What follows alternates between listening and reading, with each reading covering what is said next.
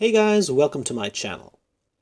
A few years ago, I made an introduction video about collecting die-cast cars, talking about the pros and cons of the various scales and companies, and it is to this day the most watched video on my channel with 119,000 views. So if people liked what I had to say about cars, I thought in this video I'll tell you everything you need to know about collecting model planes. I've been collecting model planes for almost 2 years now, and something I have noticed is that most of my fellow plane collectors are plane spotters in real life, and av geeks, short form for aviation geeks, having some close relation with planes in real life, like a family member working in the aviation industry. I personally am none of that. You see, I come from a model car collecting background, and I just started collecting planes one day and couldn't stop. So, in this video, I want to share with you the insights I have gained into this hobby from a collector's perspective, rather than an avgeek's perspective, who might be biased towards a particular scale or manufacturer or plane type. And this is going to be a long video where I try to tell you everything I know to help you either start or expand your own collection of model planes. So, stay a while and listen.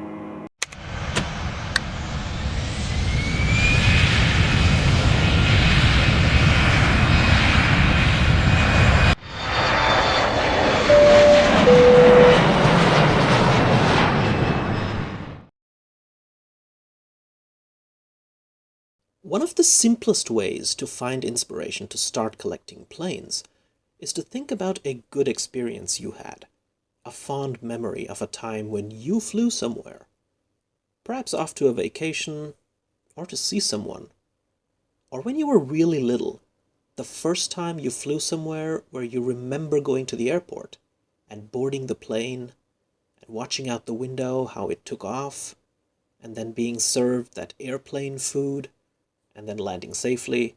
And apart from the route you flew, certainly something you will remember from such a trip is the airline you flew.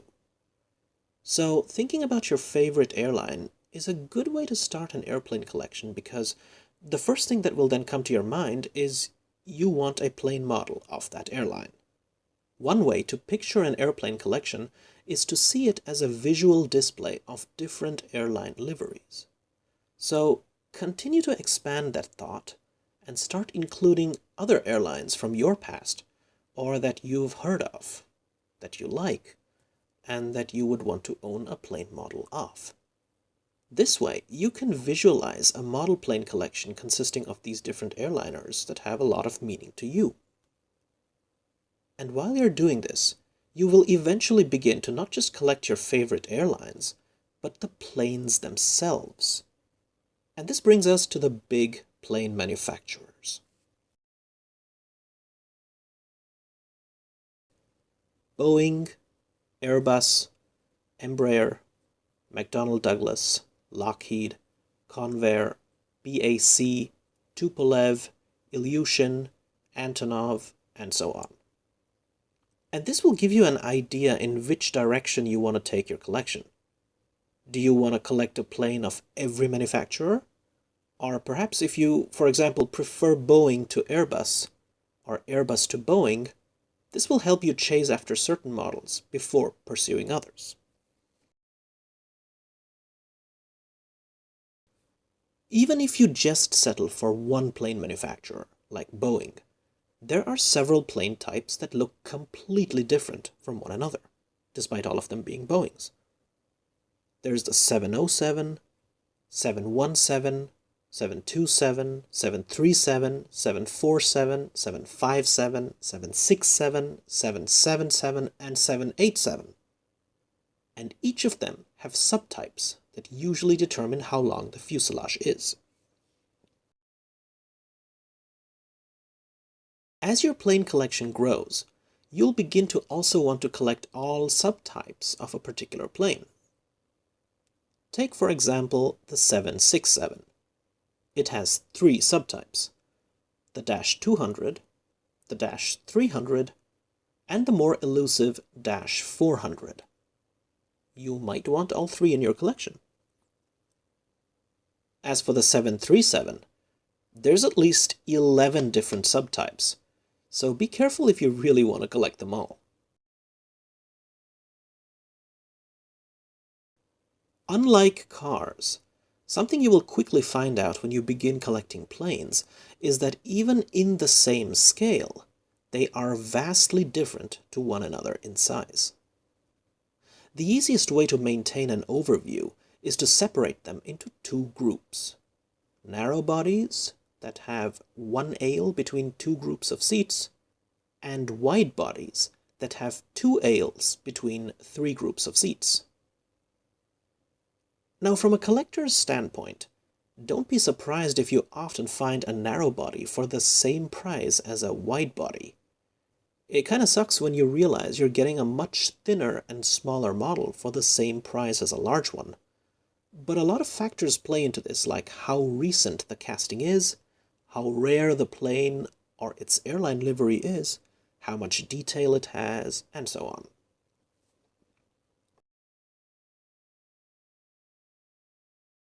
Now that you know a little bit about planes in general, let's talk about the scales you can collect them in. In the world of model airplanes, the scales are 1/600, 1/500, 1/400, 1/250 plastic snap fit, 1/200, which can either be plastic or metal, 1/144, 1/100, and 1/72. The 1/72, 1/100, and 1/144 scale are usually the domain of fighter jets. 1/200 the domain of expensive metal castings, which cost like €120 each, give or take 40. So probably not a good scale to collect unless you have tons of disposable income, or just want to collect a few you want to display in a wall cabinet for guests to see when they enter your house. Or let's say you have one favorite plane you maybe worked for as a pilot or flight attendant. Then 1/200 is the most detailed scale you can find a model of it in. Now compare that to 1/250, which is only a bit smaller, but a very affordable range consisting of plastic snap-fit models. These are the kind of plane models that you will often find displayed on the desks of travel agencies where you go to book your holidays.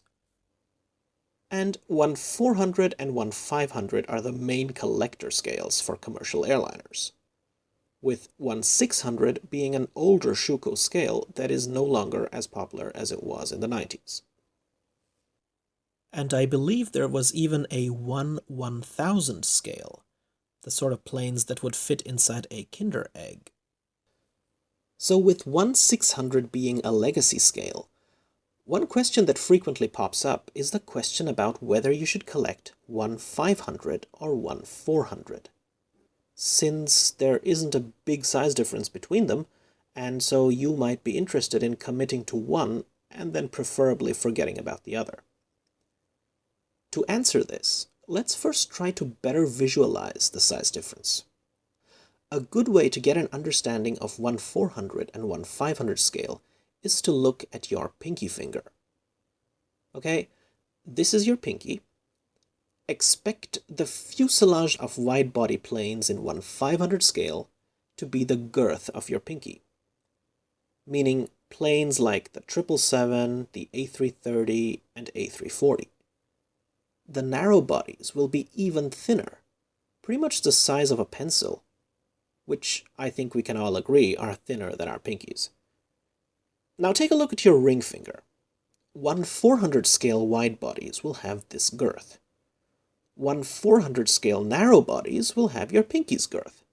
As for length, 1/500 scale narrow bodies, such as domestic airliners, will have pinky length. As for wingspan, look at your open hand. Almost all 1/500 scale planes will fit in your hand. The largest wingspans, like that of the Antonov AN-225, will be about as wide as the distance between your thumb and your pinky. If this bothers you, then welcome to the club. The only way to get out of this club is to switch to Gemini 200, where each plane costs around $100. Big ones $150, smaller ones about $70. The thing that makes these truly large models so expensive is that they are entirely made out of metal. If you want to save money and still collect large scale, look towards planes made out of plastic. The Herpa Snapfit series is one I can recommend for starters. Hogan Wings and PPC are two other manufacturers that specialize in the budget segment when it comes to big scales. But returning to the debate about whether you should collect one 500 scale or one 400 scale, if you still haven't made up your mind, let me convince you by telling you this. You will end up settling for one of these two scales based on whether you collect airplane models for the details or for the liveries. If details of the actual planes are more important to you than liveries, mostly in the form of antennas that stick out of the fuselage and stuff like that, collect one 400 scale. If liveries are more important to you than plane details, collect one 500. Because it is a lot harder to find your favorite plane in your favorite airline livery in one 400 scale than it is to find it in one 500 scale. When you collect one 400, you are often reduced to the status of buy what is available. But if you collect one 500, you can find your favorite planes and liveries for a good price a lot easier, because the selection out there is just so much bigger. Now, of course, this also depends on where you live. If you live in North America, you'll have a broader selection of one 400 scale available to you than one 500 scale. And in Europe, one 500 scale is easier to find than one 400. I think it's the same in Asia. And that's because a lot of the one 400 scale manufacturers are based in the US. If you're still not convinced, and still can't decide between these two scales, here's a weird suggestion I came up with the other day. Is that you might want to collect narrow bodies in one 400 scale to really feel like you're holding something in your hand, and wide bodies in one 500 scale to save some space and money. I know it's weird if half your collection is in one scale and half in the other, but this way you could create two airports, a regional airport for the narrow bodies in one 400 scale, and an international airport for the wide bodies in one 500 scale. At least it makes just as much sense to me as committing to just one scale and then dumping all your planes in one terminal, narrow body and wide body next to each other, because while they all will be the same scale, there will still be a big size difference between all those planes in one terminal anyway. So if you were planning on making two terminals to avoid this, you might as well consider this point. So there you have it. You've learned a bit about the airframe manufacturers, airliner liveries, the plane types and scales. Now let's talk about the model manufacturers. Depending on the scale you have chosen to collect, you will come across, and this is in order of increasing cost and increasing level of detail, Herpa, Sky 500, Schuko Starjets, who are now defunct, In-Flight 500, Big Bird, Aero 500, Dragon Wings, JetX, Phoenix, JC Wings, Gemini Jets, NG Models, Aero Classics, Hogan Wings, PPC, Skymarks, Gemini 200, and In-Flight 200. And then there's a company called Darren that makes models in many different scales depending on the size of the plane. Like if it's a small propeller aircraft, they may make it in one 150 scale.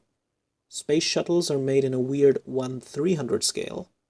But they've also made some metal models in 1/200 that cost a lot less than premium brands like Gemini 200 or In-Flight 200. And finally, we have fighter jets represented in 1/200 by Herpa, in 1/100 by Italeri, and in the more traditional 1/72 scale by brands like Hobbymaster, Witty Wings, Corgi, AV-72, Century wings, Caliber wings, and then plane model kits you have to assemble and paint yourself from Hasegawa, Minicraft, Revell, etc. in both 172 and 144.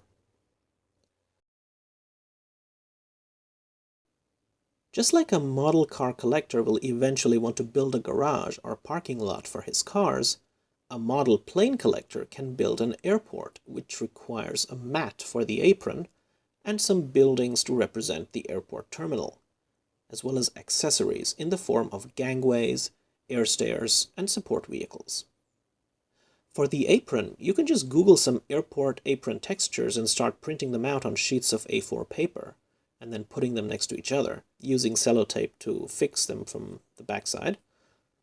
The terminal can either be purchased from Herpa or built by folding paper, and the accessories can also be purchased from Herpa.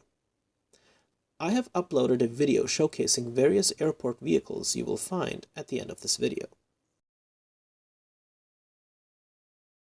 Collecting planes is a more expensive hobby than collecting die-cast cars, because the size of the plane models and the amount of metal you get for the money you spend is rather small compared to what you get when you invest the same amount of money into die-cast cars. For example, a brand new 1/400 scale model, which fits in the palm of your hand, costs as much as a 1/18 scale car, which is the size of a shoebox. Sure, there will be some plastic parts like seats and tires and headlights and taillights, but even if you just take the amount of metal that makes up the car body, it will be more than the amount of metal in that 1/400 plane. I don't know why model planes are more expensive, but it is what it is. It is what it is.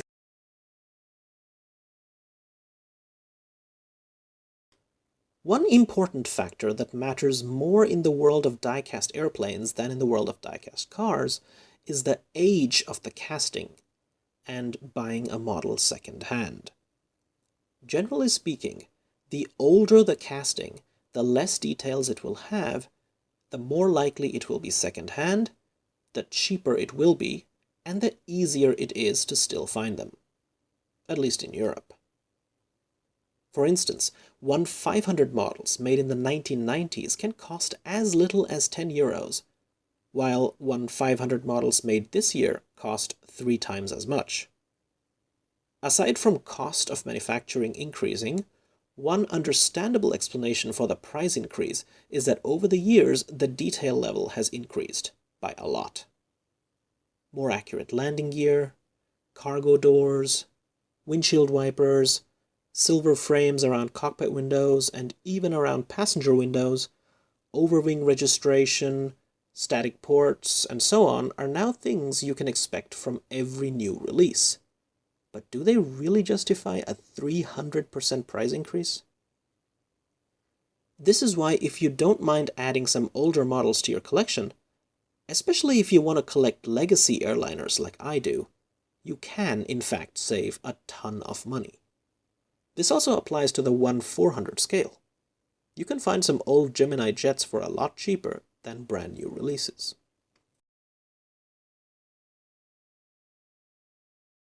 So apart from looking out for older castings, or focusing on your favorite airliner like British Airways, or your favorite plane manufacturer like Boeing, what other ways are there to limit your spending? Well, you could try building your collection after a real airport. For example, the biggest airport in the part of the world where you live.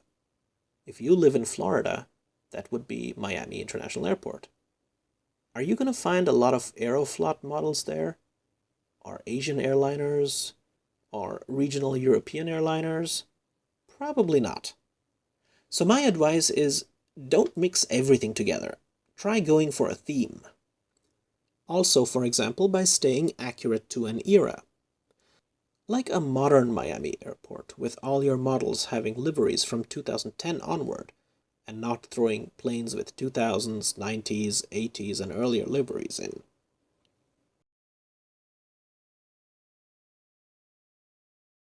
This is like super important because the boxes don't occupy as much space as the boxes of, say, model cars do. At the same time, putting your planes in their boxes allows you to stack the boxes one atop the other, minimizing the amount of space your planes occupy, allowing you to efficiently store your airplane collection. If you throw away the boxes, you can only ever display your planes next to each other. And I guess you can squeeze those few that come with stands in between them. But otherwise, you run the risk of tossing them all into a box or something, and then their wings will clip into each other and damage the paint on the fuselage and so on. So keep them in boxes.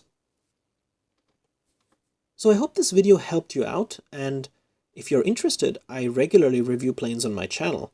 However, I also review diecast cars, so if you just want to see my plane reviews, you can click on my channel and then scroll down to the planes playlist, or just click on it right here to get you started. So that's it.